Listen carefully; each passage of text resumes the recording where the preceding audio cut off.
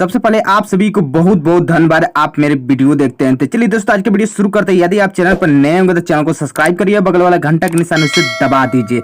दोस्तों, आपसे बता दूं कि मैं किस तरह की वीडियो लेकर आऊंगा आपके सामने, तो आपको अच्छा लगेगा।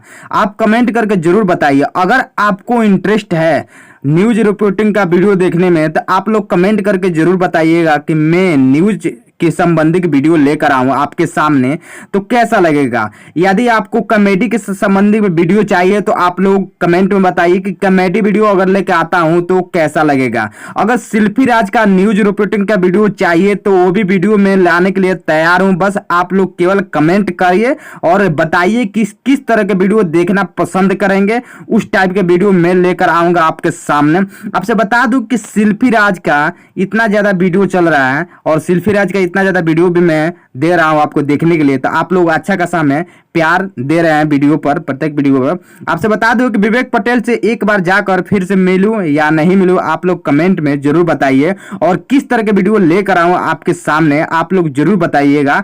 प्लीज आप लोग जरूर बताइए। एक बार अगर वीडियो अच्छा लगता है आप लोग को तो प्लीज आप लोग शेयर कर दीजिए। अगर अगला भी देखेगा तो उसको भी मजा लगेगा, तो वो भी मेरा चैनल जरूर सब्सक्राइब करेगा।